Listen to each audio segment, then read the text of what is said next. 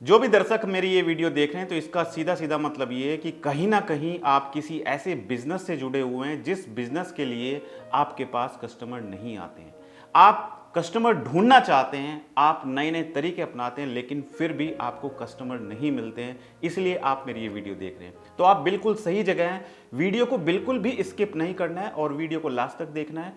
और अगर आपको भी कस्टमर नहीं मिलते हैं तो इस वीडियो में मैं आपको वो सारी स्ट्रेटजी बताऊंगा कि किन तरीकों को यूज करके, वो कौन सी मार्केटिंग स्ट्रेटजी है जिनको यूज करके आपके पास कस्टमर्स आए, कैसे आप कस्टमर ढूंढ पाएंगे। तो बने रहिए इस वीडियो से। और जो भी दर्शक मेरे इस YouTube चैनल पर पहली बार जुड़े हैं, चैनल को सब्सक्राइब करना बिल्कुल ना भूलें और साइड में जो बेल आइकन दिखाई दे रहा है उस पर जाकर नोटिफिकेशन को ऑल पर सेट करें। और जो भी दर्शक मेरी वीडियो मेरे फेसबुक पेज पर देख रहे हैं तो हमारे फेसबुक पेज को लाइक कीजिए और फॉलो कीजिए। कस्टमर, अगर हमारे बिजनेस के लिए हमें कस्टमर ही नहीं मिलता है तो हमारा बिजनेस कभी भी ग्रो नहीं कर पाएगा। बिजनेस में हम चाहे कितना भी पैसा इन्वेस्ट कर दें, जब तक हमारे पास कस्टमर नहीं होगा, यानी कि ऐसे लोग नहीं होंगे जो हमारे प्रोडक्ट को खरीद पाएं, तो हमारी कंपनी, हमारा बिजनेस कभी भी ग्रो नहीं हो पाएगा।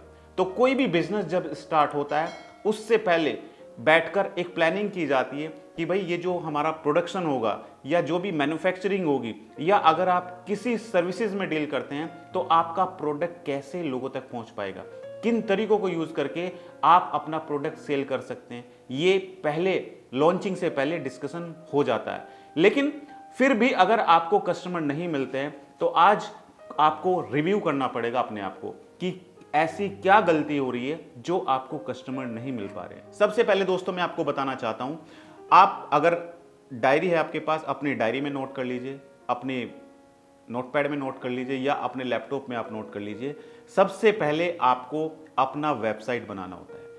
आप कोई भी बिजनेस अगर देखेंगे, कोई भी कंपनी लॉन्च होती है या कोई भी प्रोडक्ट लॉन्च होता है, उस प्रोडक्ट के लिए या उस कंपनी के लिए सबसे पहले उसकी वेबसाइट का होना जरूरी है। अगर आपके बिजनेस के लिए आपके पास वेबसाइट नहीं है तो कस्टमर आप तक नहीं पहुंच पाएगा, क्योंकि कोई भी कस्टमर कोई भी प्रोडक्ट खरीदने से पहले उस कंपनी के बारे में जानना चाहता है, उस कंपनी के फीडबैक के बारे में जानना चाहता है, उस कंपनी की परफॉर्मेंस के बारे में जानना चाहता है। वो कैसे जान पाएगा? अगर आप दिल्ली में बैठे और आपका कस्टमर बेंगलोर में है, वो आपको कैसे जान पाएगा? वो कभी आपसे मिला तो नहीं है। वो आपको सिर्फ आपकी वेबसाइट के जरिए, आपकी डिटेल पढ़कर, आपके प्रोडक्ट देखकर ही वो आप पर विश्वास करेगा। तो आपका अगर वेबसाइट नहीं है तो वेबसाइट का होना जरूरी है। आप सभी अपना खुद का एक वेबसाइट बनाइए। वेबसाइट आप किसी भी नाम से बना सकते हैं। अगर आप अपने आप को एक ब्रांड बनाना चाहते हैं तो आप अपने नाम से वेबसाइट बनाइए, क्योंकि जब तक आपकी वेबसाइट नहीं होगी तब तक लोगों के पास आप नहीं पहुंच पाएंगे। तो सबसे पहले अपना वेबसाइट बनाएं। और दूसरा दोस्तों, वेबसाइट तो हो सकता है आप में से बहुत सारे लोगों के पास होगी, लेकिन वेबसाइट होने से कुछ नहीं होता है। वेबसाइट तो आप किसी डेवलपर से भी बनवा सकते हैं, जब तक आप उसकी मार्केटिंग नहीं करेंगे। दूसरी चीज मार्केटिंग। लेकिन मार्केटिंग से पहले मैं आपको बताना चाहता हूं कि कोई भी मार्केटिंग करने से पहले आपको अपनी टारगेटेड ऑडियंस का पता होना जरूरी है, क्योंकि हर किसी को सब कुछ प्रोडक्ट नहीं बेचे जा सकते हैं। हर किसी की अलग अलग ऑडियंस हो सकती है। टीवी खरीदने के लिए अलग ऑडियंस है, रेफ्रिजरेटर खरीदने के लिए अलग ऑडियंस है, मोबाइल फोन खरीदने के लिए अलग ऑडियंस है। हर कोई प्रोडक्ट खरीदने के लिए अलग अलग ऑडियंस है। इसी तरीके से लाइफ इंश्योरेंस पॉलिसी खरीदने के लिए अलग ऑडियंस होती है। तो पहले आपको समझना है कि आपकी टारगेटेड ऑडियंस कौन सी होगी, कौन लोग आपका प्रोडक्ट खरीद सकते हैं, किस एज कैटेगरी के लोग आपका प्रोडक्ट खरीद सकते हैं। अगर आप टीनेजर को मारुति सुजुकी बेचना चाहेंगे, अगर आप टीनेजर को महिंद्रा की स्कॉर्पियो बेचना चाहेंगे, तो क्या वो खरीद लेगा? वो आपकी टारगेटेड ऑडियंस नहीं है। अगर आप एक 60 साल के आदमी को बच्चों का कोई प्लान बेचना चाहेंगे, तो क्या वो खरीद लेगा? नहीं खरीदेगा। तो सबसे पहले आपको अपनी टारगेटेड ऑडियंस का पता होना जरूरी है। और ऐसा नहीं है कि आपने एडवर्टाइजमेंट चला दिया सभी लोगों के पास, उसमें से बहुत सारे लोग ऐसे हो सकते हैं जिनको जरूरत नहीं है, या वो आपका एडवर्टाइजमेंट 18 साल के लड़के को दिखाई दे रहा है जबकि वो 1 लाख रुपए खर्च नहीं कर सकता है, क्योंकि 18 साल के लड़के की तो कोई इनकम है नहीं और आप उसको 1 लाख के प्रोडक्ट को सेल करने के लिए एडवर्टाइजमेंट दिखा रहे हो। तो कोई फायदा नहीं होगा। यहां पर आपका पैसा वेस्ट हो रहा है, यहां पर आप बगैर फालतू के पैसा खर्च कर रहे हैं, क्योंकि एडवर्टाइजमेंट में पैसा खर्च होता है। अब यहां पर दो तरीके से आप एडवर्टाइजमेंट कर सकते हैं। अगर आपका बजट है, आपके पास पैसा है, तो आप पेड एडवर्टाइजमेंट चला सकते हैं। लेकिन अगर आपके पास पैसा नहीं है तो आप फ्री में भी अपना प्रमोशन कर सकते हो। लेकिन फ्री में अगर प्रमोशन करते हो तो उसमें इतनी जल्दी रिजल्ट नहीं आते हैं, उसमें साल 2 साल तक आप काम करते हो, तब जाके आपको रिजल्ट आने स्टार्ट होते हैं। बट दोस्तों, आज के समय में वैल्यू किसकी है? टाइम की। अगर टाइम आपका जो 2 साल का टाइम निकल जाएगा, वो टाइम दोबारा नहीं आएगा। इस 2 साल में आप 10-20 लाख रुपए भी कमा सकते थे, जिन 2 साल में आपने सिर्फ फ्री एडवर्टाइजमेंट के लिए आप टाइम दे रहे हो। तो ऐसा नहीं है कि आपको अगर तुरंत रेस्पॉन्स चाहिए तो आपको पेड एडवर्टाइजमेंट में जाना पड़ेगा, जिसको पीपीसी भी बोलते हैं, पे पर क्लिक। पे पर क्लिक के लिए आप गूगल, यूट्यूब और फेसबुक पर एडवर्टाइजमेंट चला सकते हो। यहां पर कुछ लोग गलती क्या करते हैं, कुछ लोग अपना एडवर्टाइजमेंट ऐसे लोगों को दिखा देते हैं जो इंटरेस्टेड ही नहीं है, जिनको प्लान चाहिए ही नहीं। तो वो लोग आपका एडवर्टाइजमेंट तो देखेंगे और आपकी एडवर्टाइजमेंट पर क्लिक भी करेंगे, तो आपका पैसा तो कट जाएगा, लेकिन आपके प्रोडक्ट को खरीदेंगे नहीं। तो पहले एडवर्टाइजमेंट चलाने से पहले आपको अपनी टारगेटेड ऑडियंस का होना देखना जरूरी है कि आपकी टारगेटेड ऑडियंस कौन सी है, और अपने बजट के अकॉर्डिंग ही आप अपना एडवर्टाइजमेंट चलाएं। दूसरा, जब आप अपनी टारगेटेड ऑडियंस आपको पता चल जाए, फिर आपको एक मैसेज शूट करना है। अब मैसेज आप किस तरीके से कर सकते हो? मैसेज आप वीडियो फॉर्मेट में कर सकते हो, यानी कि उन लोगों को जो आपकी टारगेटेड ऑडियंस है, मान के चलते हैं आपकी टारगेटेड ऑडियंस है 25 साल से लेके 35 साल के बीच में। ये टारगेटेड ऑडियंस इन्वेस्टमेंट करना चाहती है, ये पैसा खर्च करना चाहते हैं, ये ऐसा कुछ प्लान चाहते हैं जिसमें इनको अच्छे रिटर्न्स मिले। तो आपकी ये टारगेटेड ऑडियंस हो गई 25 साल से 35 साल के बीच में। अब इनको आप वीडियो के माध्यम से अपना मैसेज पहुंचा सकते हैं कि भाई, अगर आप एक फाइनेंशियल कंपनी में काम करते हैं, फाइनेंशियल इन्वेस्टमेंट कंपनी में काम करते हैं, तो आप इनको बता सकते हैं कि ये कंपनी का प्रोडक्ट है, इसमें इन्वेस्ट करके आप अपने परिवार को, अपने फ्यूचर को सिक्योर कर सकते हैं, जहां पर आपको अच्छे रिटर्न्स भी मिलेंगे। तो ये एक ऐसी ऑडियंस है जो कहीं ना कहीं आपके प्रोडक्ट को देखकर उसमें इंटरेस्ट दिखा सकती है। यहीं पर अगर आप यही अपना एडवर्टाइजमेंट 60 साल के आदमी को दिखाएंगे कि आप अपने बच्चे के फ्यूचर को सिक्योर कीजिए, क्या वो आपका प्रोडक्ट खरीद सकता है? नहीं खरीद सकता है, क्योंकि 60 साल की एज में अगर उसकी एज 60 साल है तो उसके बच्चों की एज लगभग 40 साल होगी, 35 साल होगी।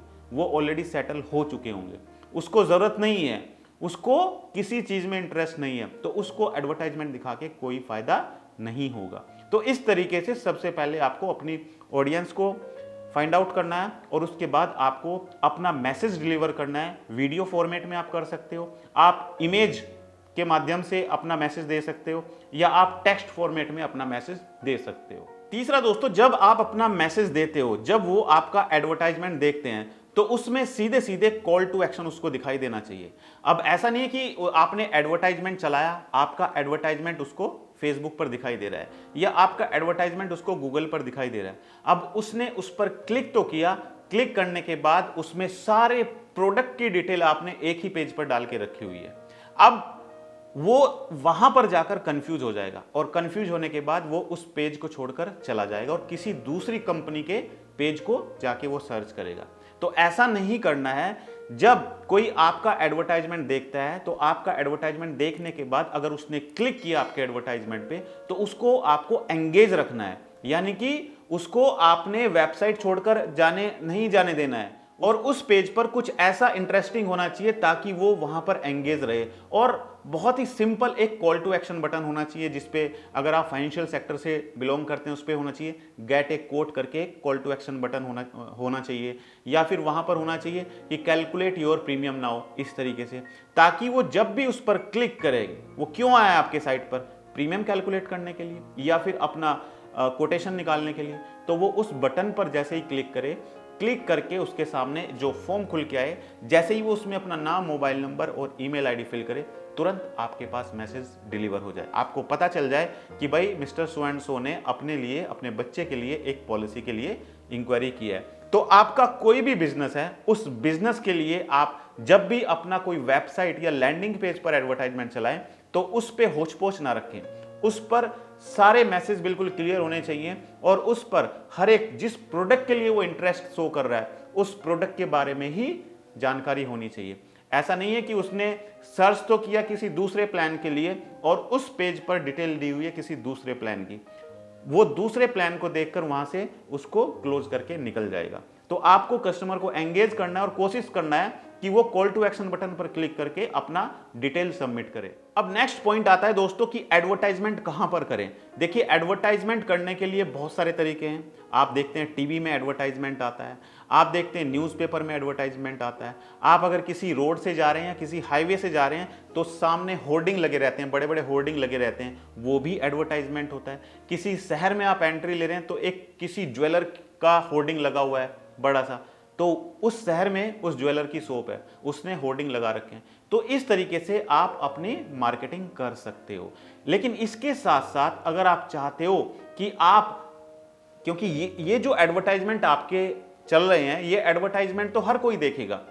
इतना एडवर्टाइजमेंट टीवी में आप एडवर्टाइजमेंट दे रहे हो तो टीवी में एडवर्टाइजमेंट हो सकता है 18 साल का लड़का भी देख रहा है, 60 साल का आदमी भी देख रहा है, वो आपकी टारगेटेड ऑडियंस नहीं है। यहां पर एडवर्टाइजमेंट देने का बहुत ज्यादा चार्ज भी लगता है और यहां पर आप तभी दे सकते हो जब आप एक कंपनी हो, क्योंकि कंपनी के पास बजट होता है। बट इंडिविजुअली अगर आप वर्क कर रहे हो तो आपके पास इतना बजट नहीं है। तो इसके लिए बेस्ट ऑप्शन है कि आप ऐसी ऑडियंस सेलेक्ट करके उस ऑडियंस को अपना एडवर्टाइजमेंट गूगल, यूट्यूब और फेसबुक पर दिखाएं। यहां पर आप मिनिमम 100 रुपीज बजट लगाकर अपना जो एडवर्टाइजमेंट है वो स्टार्ट कर सकते हैं। अगला पॉइंट जो है दोस्तों वो है, आपने मार्केटिंग तो कर दी, उसके बाद आपके पास लीड्स आनी स्टार्ट हो जाती हैं। यानी कि आपको पता चल रहा है कि मिस्टर सो एंड सो ने अपने बच्चे के लिए इन्वेस्टमेंट पॉलिसी के लिए इंक्वायरी किया है, मिस्टर दीपक ने अपने लिए एक मोबाइल फोन के लिए इंक्वायरी किया है, तो आपके पास लीड्स आ रही है। अब आपका काम होता है उस लीड को कन्वर्ट करना, उस लीड से रेगुलर फॉलोअप करना। यानी कि जो भी डाटा आपके पास इकट्ठा होता जा रहा है वो डाटा को आपको मेंटेन करके रखना है। अपने कंप्यूटर में, अपने लैपटॉप में एक एक्सेल शीट बनाएं, उस एक्सेल शीट पर आपके पास सभी लोगों का डाटा होगा। मान के चलते हैं आपके पास 1 लाख लोगों का डाटा है, यानी कि 1 लाख वो लोग जिन्होंने आपका एडवर्टाइजमेंट देखकर उसमें इंटरेस्ट शो किया है, तो वो 1 लाख लोग आपको जानते हैं। अब वो पूरा डाटा आपके कंप्यूटर या लैपटॉप में है, आपके पास उनका नाम है, उनका मोबाइल नंबर है, उनका ईमेल आईडी है और यहां तक कि अगर आप चाहें तो उनका सिटी भी आपके पास है। तो आप उनको रेगुलर टच में रह सकते हो। जैसे दिवाली आती है, होली आती है, क्रिसमस आता है, इन पर आप उसको ग्रीटिंग भेज सकते हो। इसके साथ साथ अगर आपकी कंपनी में कोई ऑफर निकलता है, आप उन ऑफर के बारे में उनको मैसेज कर सकते हो, आप उनको बल्क ईमेल भेज सकते हो। स्पैम नहीं करना है कि आप उनको रोज फोन करके, रोज मैसेज करके उनको परेशान कर रहे हो, वो आपको ब्लॉक कर देंगे। स्पैम नहीं करना है, आपको उनको किसी फेस्टिवल पे, किसी ऑफर के बारे में उनको बताना है। तो इस तरीके से वो आपके साथ एंगेज रहेंगे। इन फ्यूचर अगर उनको रिक्वायरमेंट है तो वो आपसे कांटेक्ट करेंगे, वो आपको जानते हैं, आप उनसे रेगुलर टच में रहेंगे, वो आपसे जरूर कांटेक्ट करेंगे। और उसके बाद आता है दोस्तों सेल्स कन्वर्जन, यानी कि जिन लोगों को आप मैसेज कर रहे हो, जिन लोगों को आप ईमेल भेज रहे हो, वो 1 लाख लोग ऐसे लोग हैं जो आपको जानते हैं, जिन्होंने कभी पहले आपके प्रोडक्ट में इंटरेस्ट किया था। ऐसा जरूरी नहीं है कि उस टाइम पर उनको जरूरत हो, उन्होंने खरीद लिया हो। ऐसे लोग भी हो सकते हैं जिनको उस टाइम पे जरूरत नहीं थी, बट वो चाहते थे कि मुझे इसके प्लान के बारे में जानना है, मुझे लेना है, लेने का प्लान बना रहे हैं, आज सर्च कर रहे हैं। आपके साथ भी ऐसा होता होगा, आज आप लैपटॉप पे सर्च कर रहे हैं बट आज खरीदना नहीं है, क्योंकि आज आपके पास पैसे नहीं है, आज आपकी सैलरी नहीं आई है, आपकी सैलरी 1 तारीख को आएगी, बट सर्च आप अभी भी कर रहे हो। तो ऐसा नहीं है कि उन 1 लाख लोगों को आप छोड़ देंगे। जब आप उनको मैसेज शूट कर रहे हैं उसमें से आपके पास इंक्वायरीज आएंगी, उन इंक्वायरीज से आप कांटेक्ट करेंगे और उनसे अगर आप डायरेक्ट कस्टमर से जाके मिल सकते हैं तो आप उनके साथ मीटिंग करके उस डील को क्लोज कर सकते हैं। ये 1 लाख लोग ऐसे लोग हैं जो फ्यूचर में आपका प्रोडक्ट तो खरीदेंगे ही खरीदेंगे, लेकिन अगर आप इनको सर्विस अच्छी देंगे तो ये आपको रेफरेंसेस भी देंगे। तो दोस्तों ये जो मैंने कुछ स्ट्रेटजीज बताई, मार्केटिंग स्ट्रेटजी बताई, अगर इन तरीकों को आप यूज करेंगे तो आपके पास कस्टमर्स आएंगे। आप कस्टमर ढूंढ सकते हैं। और आज की डेट में डोर टू डोर मार्केटिंग से बेटर है कि आप ऑनलाइन मार्केटिंग का सहारा लेके अपने बिजनेस को आगे लेकर जा सकते हैं। तो अगर आपको मेरा वीडियो अच्छा लगा तो वीडियो को लाइक कीजिए और सब्सक्राइब कीजिए हमारे यूट्यूब चैनल को। और अगर आप हमारी वीडियो हमारे फेसबुक पेज पर देख रहे हैं तो हमारे फेसबुक पेज को लाइक कीजिए और फॉलो कीजिए। थैंक यू सो मच, बहुत बहुत धन्यवाद आप सभी का हमारी वीडियो से जुड़ने के लिए। Thank you so much.